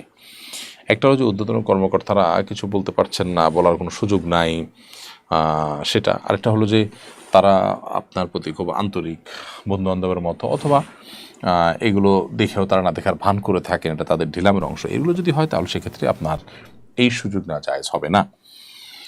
আর যদি আপনার কর্তৃপক্ষ তারা মালিক বা মালিকের রিপ্রেজেন্টেটিভ হন এবং প্রতিষ্ঠানের স্বার্থেই তারা এটাতে সম্মত যে হ্যাঁ আপনি এখানে কম ডিউটি করলেও চলবে, তাহলে সেটা ভিন্ন কথা। অর্থাৎ এখানে যারা ঊর্ধ্বতন কর্মকর্তা আছেন তারা, সরি আপনি সরকারি হসপিটালের কথা বলেছেন, তারা দায় সারার ভাবের কারণে অথবা আপনার দুর্বলতার কারণে যদি তারা দেখেও না দেখার ভান করেন, তাহলে সেক্ষেত্রে তাদের এই মৌন অনুমতি বা অনুমোদন এটা আপনার ডিউটিতে সময় কম দেওয়াটাকে হালাল করবে না। আমার উপর যতটুকু ট্যাক্স আসে আমি তা আদায় করতে প্রস্তুত, কিন্তু উকিল বলেন আমরা আপনার ইনকাম কম দেখাবো, বিনিময়ে আমাকে এত টাকা দিবেন। আমি বেশি ট্যাক্স দিতে রাজি ছিলাম, কিন্তু ঘুষ দিতে রাজি ছিলাম না, তাই আমি এ দাবি প্রত্যাখ্যান করি। ফলে তারা আমার নামে বিভিন্ন মিথ্যা অপবাদ জড়িয়ে মিথ্যা মামলায় আমাকে ফাঁসিয়ে দেয় এবং আমার কাছে বড় অঙ্কের টাকা দাবি করে। বাধ্য হয়ে আমি তাদেরকে টাকা দিই। এদিকে আমার গুনাহ হবে না, আপনার গুনাহগার হবেন না, বরং আপনি আল্লাহ তাআলাকে সবের ভাগীদার হবেন, কারণ আপনি হারাম থেকে বাঁচার জন্য সংগ্রাম করেছেন, চেষ্টা করেছেন। অবশ্য আপনি একটু কৌশলী হয়ে চেষ্টা করলে হয়তো আপনার এই পরিণতি হতো না। আমির হোসেন আপনি লিখেছেন, আমার বউ আমার মায়ের গায়ে হাত তোলে, ইন্না লিল্লাহ। আমার মা রাগ করে নিজের গায়ে আগুন লাগিয়ে দেয়। এখন আমার করণীয় কি? উল্লেখ্য আমার মায়ের কিছু দোষ ছিল। আপনার মায়ের যত দোষী থাকুক না কেন, স্ত্রী আপনার মায়ের গায়ে হাত তোলা তার মার মর্যাদার সমান, এরকম নারীর গায়ে হাত তোলা অবশ্যই তার অপরাধ হয়েছে। এক্ষেত্রে স্ত্রী যদি তার ভুল বুঝতে পারেন, তাহলে সেক্ষেত্রে ভবিষ্যতের জন্য তাকে সংশোধন সুযোগ দিতে পারেন, তবা সুযোগ দিতে পারেন, এবং মায়ের কাছে উভয় মাপ চাইবেন এবং মায়ের দোষগুলোকে যেন হজম করেন, সহ্য করেন স্ত্রী, তাকে বোঝানোর চেষ্টা করবেন, কাউন্সিলিং করবেন। যে বৃদ্ধ মানুষ তারা অনেক কিছুই বোঝেন না, তাদের অনেক কিছুকে ক্ষমাসুন্দর দৃষ্টিতে দেখতে হয়, নিজেরাও একদিন বৃদ্ধ হব আমরা, এরা স্ত্রীকে বোঝানো যেতে পারে। আর মায়ের কাছ থেকে অবশ্যই ক্ষমা প্রার্থনা করতে হবে। উভয়ের যতক্ষণ মধ্যে দিল থেকে ক্ষমা করে না দেন, ততক্ষণ মধ্যে ক্ষমা চাওয়া অব্যাহত রাখতে হবে। বিয়ে হয়ে গেছে কিন্তু উঠিয়ে আনা হয়নি, এখন কি তারা অন্তরঙ্গ হতে পারবে? আগদ যদি হয়ে যায়, দুজন সাক্ষীর উপস্থিতিতে প্রস্তাব এবং সম্মতি যদি হয়ে যায়, তাহলে সেক্ষেত্রে উঠে আনা হলো কি হলো না তাতে কিছু আসে যায় না। তারা স্বামী স্ত্রী সুলভ আচরণ করতে পারে এবং অন্তরঙ্গ হতে পারে। বাবা মসজিদের জমি ওয়াকফ করেছিলেন, এটা মসজিদের দখলেও। এখন মেয়ে গরিব হওয়ায় চায় জমি ফিরিয়ে নিতে, মসজিদ কর্তৃপক্ষ কি ফেরত দিতে পারবে? বাবা যদি জমি দান করে গিয়ে থাকেন, তাহলে সেক্ষেত্রে সন্তান সেটা ফেরত দিতে পারবেন না। মসজিদে যদি চলে যায়, দান করে যান, ওয়াকফ করে যান, স্থায়ীভাবে দান করে দিয়ে যান, তাহলে সেক্ষেত্রে সন্তান সেটাকে প্রত্যাহার করবার অধিকার বা সুযোগ নেই। সেকেন্ড হ্যান্ড মোটর সাইকেলের মিটার কম দেখিয়ে বেশ দিন চলা বাইক কম চলেছে দেখিয়ে বিক্রি করা যাবে কিনা? না, অবশ্যই এটা প্রতারণা, এটা গুনাহ। নবী সাল্লাল্লাহু আলাইহি সাল্লাম বলেছেন, মান গাশশা ফালাইসা মিন্না, যে ব্যক্তি প্রতারণা করে কাউকে, সে ব্যক্তি আমার উম্মত নয়। সেজন্য একজন মুসলমান তিনি এই ধরনের প্রতারণা করা, চালাকি করা, এটা কখনো তার জন্য জায়েজ হতে পারে না। বিধায় এ ধরনের হারাম থেকে আমরা বেঁচে থাকার চেষ্টা করব। মৌসুমি এর থেকে আপনি লিখেছেন, আমি মানুষকে অনেক ধোঁকা দিয়েছি, আমাদের খেয়াত করেছি, এখন কি আল্লাহ আমাকে মাফ করবেন? অবশ্যই আল্লাহ তাআলা মাফ করবেন। তবে যাদের আমাদের খেয়াত করেছেন, যদি আর্থিক আমানত হয় বা সম্ভ্রমগত মর্যাদা রক্ষা না করে যে আমানত নষ্ট করা সেটা হয়ে থাকে, তাহলে সেক্ষেত্রে আপনি সংশ্লিষ্ট ব্যক্তির কাছ থেকে মাপ চাইবেন, আল্লাহর কাছে মাপ চাওয়ার পাশাপাশি আল্লাহ তাআলা অবশ্যই ক্ষমা করবেন। আর যদি সেরকম বিষয় না হয়, যে মানুষের কাছে ক্ষমা চাওয়ার মতো না হয়, তাহলে সেক্ষেত্রে আল্লাহ সুবহানাহু ওয়া তাআলার কাছে খাঁটি অন্তরে তওবা করবেন এবং আমানত যেগুলো খেয়ানত করেছেন সেগুলো ব্যাক করবার কোনো ওয়ে থাকলে আপনি সেই চেষ্টা করবেন। আমার বাবা মারা গেছেন, ভাইয়েরা বলছেন 40 দিন না গেলে সম্পদ বন্টন করা ঠিক নয়। এর আগে নাকি বাবার আত্মা আসা যাওয়া করে, বাড়ি নাকি 40 দিন না গেলে পবিত্র হয় না, এটা কি সঠিক? এটা ভুল কথা। বাড়ি পবিত্র হওয়ার প্রশ্ন আসবে কেন? বাবা মারা গেছেন মানে কি বাড়ি অপবিত্র হয়ে গেছে? এটা সম্পূর্ণ কুসংস্কারের কথা। আর 40 দিন পর্যন্ত বাড়িতে আত্মা আসা যাওয়ার কথা, মনে করার কথা, এর কোনো ভিত্তি কোনো বিশুদ্ধভাবে বর্ণিত হয়নি। বিধায় এই 40 দিন পরে তারপর বাবার রেখে যাওয়া প্রত্যেকটা সম্পদ বন্টন করতে হবে মর্মে কথা সঠিক কোনো কথা নয়। বরং বাবা মারা যাওয়ার পর সেদিনই সম্পদ বন্টন হলেও সেটা দোষের কোনো বিষয় নয়। সজীব ইসলাম জয়, আপনি লিখেছেন, আমি অল্প বয়সেই বিবাহ করেছি, এর জন্য আমাকে এলাকার মানুষ অনেক বাজে কথা বলে, অথচ আমার পরিবার আমাকে তাদের ইচ্ছা বিয়ে দিয়েছে। তখন বয়স ছিল 20 বছর। অল্প বয়সে বিয়ে করা সম্পর্কে ইসলামের ভাষ্য কি? অল্প বয়সে বিয়ে তো নাজায়েজ কোনো বিষয় নয়, কিন্তু বাবা মা বিয়ে দিয়েছেন, যথাযথভাবে বিয়ে হয়েছে, এরপরে তাকে নিয়ে কটু কথা বলা, অল্প বয়সে বিয়ে হয়েছে বলে নানাভাবে তাকে প্রশ্নবিদ্ধ করা, এটা মূর্খতা, অজ্ঞানতা এবং এটা একজন ফাসিকের কাজ, এটা কোনো ভালো মুসলমানের কাজ নয়। একজন আল্লাহভীরু মানুষ বা একজন মুসলমান তিনি মানুষকে এভাবে অন্যায়ভাবে কষ্ট দেওয়া বা তার অধিকার নষ্ট করা থেকে তিনি বেঁচে থাকবেন, এবং এটা না হলে তিনি বান্দার হক নষ্ট করার কারণে গুনাহগার হবেন। সামাজিকতার কারণে মহর লেখা হবে 10 লক্ষ টাকা, আসলে চুক্তি থাকবে মহর 5 লক্ষ টাকা, এটা জায়েজ হবে না। মহরের ফিগার যা থাকবে সেটাই লিখবেন, এটা তো এক ধরনের প্রতারণা করা, এই প্রতারণা করা জায়েজ নয়। দ্বিতীয়ত এখানে এই যে মানুষকে দেখানো, মানুষের কাছে ভালো সাজার চেষ্টা করা, এটা আরেকটা দুশ্চরিত্র, একটা দুঃস্বভাব। একজন ইমানদারের সাথে এটা যায় না। ইমানদার মানুষকে দেখাবার জন্য, শো অফ করার জন্য কোনো কিছু যদি করেন, তাহলে সেটা সেটা সেটা লৌকিকতা, আর লৌকিকতা এটা ইমানদারের জন্য কখনো শোভনীয় নয়। বিধায় এটা থেকে বেঁচে থাকার চেষ্টা করতে হবে।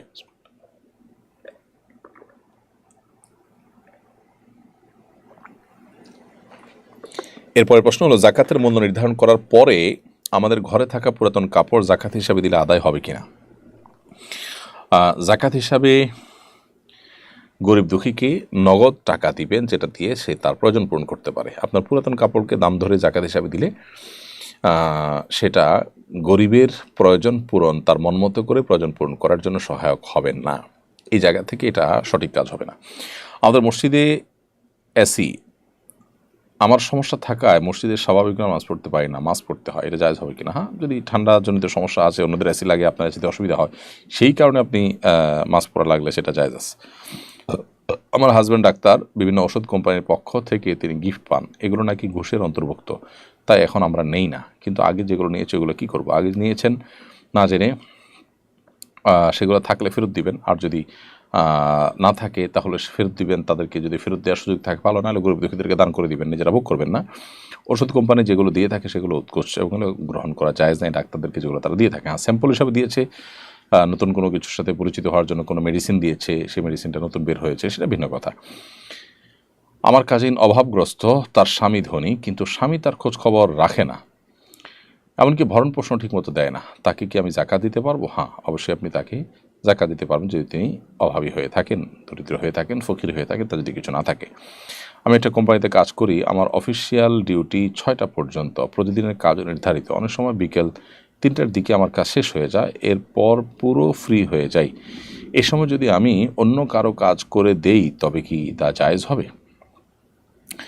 আপনি যে কোম্পানিতে কাজ করছেন সেখানে 6 ঘন্টা যে আপনার সময়, সেই 6 ঘন্টা আপনাকে পূরণ করতে হবে। এই সময়ের পর আপনি যা খুশি করতে পারেন, কিন্তু ওই সময়ের মধ্যে যদি কোম্পানির কাজ নাও থাকে, ওই সময় আপনি অন্য কোনো কাজ করে না জায়েজ হবে। তবে হ্যাঁ, আপনার কোম্পানিরই অন্য কোনো এমপ্লয়ের অন্য কোনো কাজ করে দিয়েছেন, এটা কোম্পানিরই কাজ, তাহলে সেটা না জায়েজ হওয়ার কথা নয়। ইমামের সাথে নামাজ আদায়ের সময় দেখা যায় আমার দরুদ শেষ হওয়ার আগেই তিনি সালাম ফিরিয়ে ফেলেছেন, এক্ষেত্রে করণীয় কি? দ্রুততার সাথে দরুদ যদি শেষের দিকে থাকে শেষ করে সালাম ফিরাবেন, আর যদি শেষের দিকে না থাকে তাহলে যে কোনো একটা জায়গায়, মানে ফুল স্টপ দেওয়ার মতো জায়গায় স্টপ দিয়ে সালাম ফিরে ফেলবেন। সজীব ইসলাম জয় লিখেছেন, মুসাফা করার পর বুকে হাত দেওয়ার বিধান কি? অনেকে এটা করতে দেখা যায়। মুসাফার সাথে বুকে হাত দেওয়ার কোনো সম্পর্ক নেই, মুসাফা করেছেন, শেষ হয়ে গেছে, আলাদা করে বুকে হাত দেওয়ার দরকার নেই। তারপরও আপনি কারোর প্রতি ভক্তি প্রকাশের জন্য আলাদা একটু বুকে হাত দিলেন, সেটা হলো একান্ত আপনার নিজস্ব ব্যাপার, সেটাকে মুসাফার পাঠ বা ইবাদত মনে করলে বেদাত হবে। লুবনা পিঙ্কি বলেছেন, নেশা ও পরনারী আসক্ত স্বামীর সাথে কেমন আচরণ করা উচিত? তাকে সংশোধন করবার জন্য নরমে গরমে অভিমানে সালিসিতে উভয় পক্ষের মুরব্বীদের মাধ্যমে বিভিন্নভাবে চেষ্টা আপনি করবেন। আর আচরণ আপনি তার সাথে গালমন্দ করা বা শরিয়ার সীমানা চলে যায়, লঙ্ঘন হয়ে যায়, এরকম করে আচরণ করা যেন জায়েজ নয় কোনো অবস্থাতেই। আর তাকে সংশোধনের জন্য চেষ্টা তো আপনি অব্যাহত গতিতে চালিয়ে যাবেন, সেটা তো আছেই। এর পাশাপাশি মানুষ হিসাবে কিছুটা রাগান্বিত হওয়া, কিছুটা অভিমান করা, এটা তো অস্বাভাবিক নয়, সেটা আপনি করতে পারেন। তবে যদি তার সংশোধনের সম্ভাবনা না থাকে তাহলে তার থেকে আপনি তালাক বা বিচ্ছেদের পরিকল্পনা করার অধিকার আপনাকে শরীয়ত দিয়েছে। আমি একজন ডিভোর্সি মহিলা, আমার এক কলিগের সঙ্গে আমার সম্পর্ক হয়, এরপর আমরা আল্লাহকে সাক্ষী রেখে বিয়ে করি। সাক্ষী হিসেবে কোনো মানুষ ছিল না, আমাদের বিয়ে হয়েছে কিনা, না আমাদের বিয়ে হয়নি। বিয়ের ক্ষেত্রে সাক্ষী দুজন পুরুষকে হতে হবে, আল্লাহকে সাক্ষী রেখে বিয়ে বলতে কোনো বিবাহ নেই, এটা কোনো সঠিক বা বিশুদ্ধ কোনো বিবাহের পদ্ধতি নয়। মোহাম্মদ এজাজুল ইসলাম আপনি লিখেছেন, জামাতে 3 রাকাত নামাজ পেলাম এবং মনে না থাকে জামাতের সাথে সালাম ফেরালে করণীয় কি? জামাতের সাথে যদি আপনি সালাম ফিরিয়ে ফেলেন তারপরে মনে হয়, তাহলে সেক্ষেত্রে আপনি শেষে সিজদা সহ দিবেন, নামাজ হয়ে যাবে ইনশাআল্লাহ। আমার ছেলে সফর দিতে গেলে ভিডিও করে, এতে কোনো সমস্যা আছে কিনা? একান্ত প্রয়োজন না থাকলে প্রাণীর ভিডিও ইত্যাদি অ্যাভয়েড করা উত্তম, তবে মৌলিকভাবে সেটাকে আমরা নাজায়েজ মনে করি না, যদি অন্য কারো প্রাইভেসি নষ্ট না করেন, গুনাহ হতে পারে এরকম কোনো কিছুর ভিডিও যদি না করেন। প্রিয় দর্শক, দেখতে দেখতে অনুষ্ঠানের একেবারে শেষ প্রান্তে আমরা চলে এসেছি, সময় হয়েছে বিদায় নেয়ার। বিদায় নিচ্ছি, আমাদের সঙ্গে এবং থাকবার জন্য আপনাদেরকে ধন্যবাদ জানাচ্ছি। পরবর্তী লাইভ অনুষ্ঠানে আবারও দেখা হবে। আল্লাহ তাআলা সে পর্যন্ত আমাদের সবাইকে ভালো রাখুন, নিরাপদে রাখুন, সুস্থ রাখুন। জাযাকুমুল্লাহ খাইর। আসসালামু আলাইকুম ওয়া রাহমাতুল্লাহি ওয়া বারাকাতুহু। আসুন্নাহ ফাউন্ডেশন